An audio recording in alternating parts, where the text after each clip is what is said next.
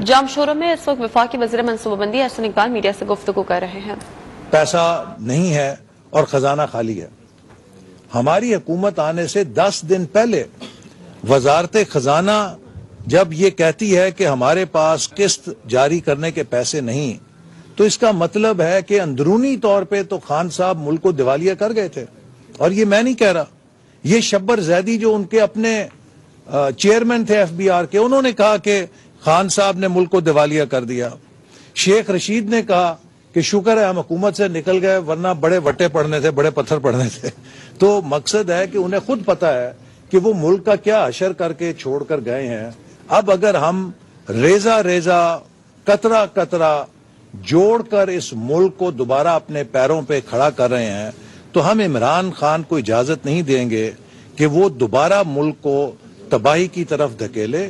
ہم انشاءاللہ تعالی اس ملک کی معیشت کو بھی بحال کریں گے، ہم اس ملک میں سیاسی استحکام بھی لے کر آئیں گے، اگلا الیکشن بھی ہوگا، اور اگلے الیکشن میں عمران خان صاحب کا وہی حشر ہوگا جو کراچی کے بلدیاتی الیکشن میں، جہاں پر انہیں دعویٰ تھا کہ ان کی 14 نشستیں ہیں، ان کا وائٹ واش ہو گیا ہے۔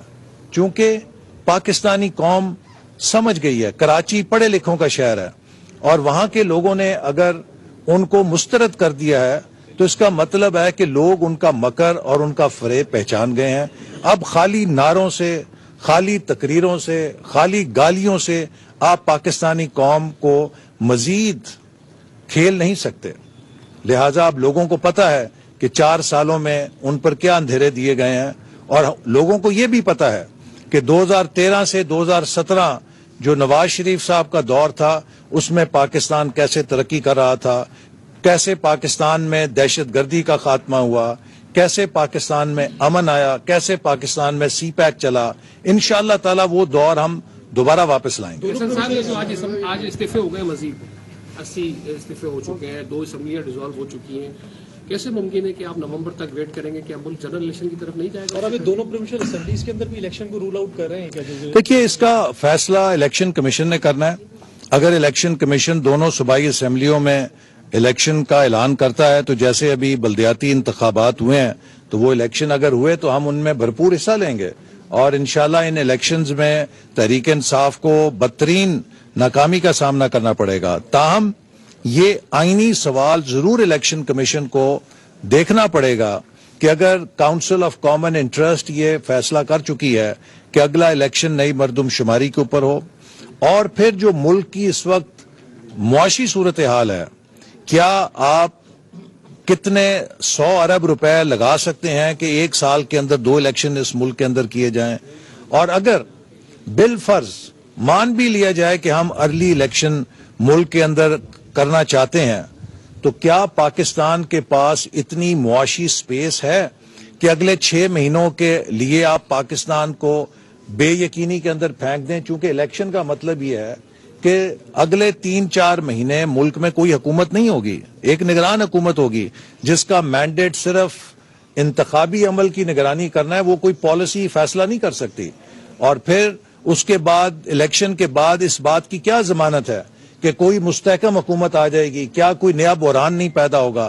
تو کیا اب جب پوری دنیا بحران میں ہے، آپ دیکھیے نیوزی لینڈ کی وزیر اعظم نے استعفیٰ دے دیا معاشی بحران اور چیلنجز کے پیش نظر، برطانیہ کے اندر ہڑتالیں ہو رہی ہیں، وہاں پہ کتنے وزیر اعظم آئے اور چلے گئے، فرانس کے اندر ہڑتالیں ہو رہی ہیں، امریکہ کے اندر افراط زر بے قابو ہو رہا ہے، پوری عالمی معیشت اس وقت بدترین معاشی بحران میں ہے، اور ہم تو خود ایک بدترین معاشی بحران سے گزر رہے ہیں جس کی ورثہ ہمیں ملا ہے خان صاحب کی حکومت سے۔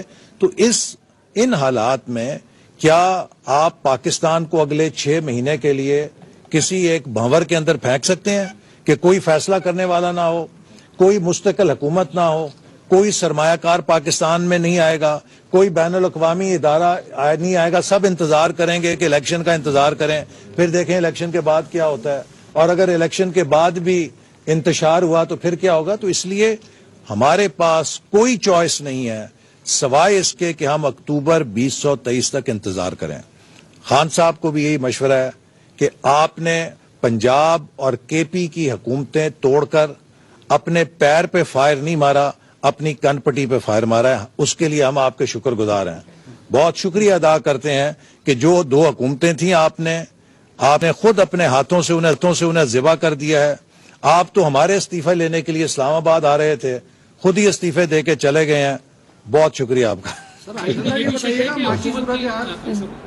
وفاقی وزیر منصوبہ بندی جام شوروں میں وفاقی وزیر منصوبہ بندی حسن اقبال سے گفتگو کر رہے تھے.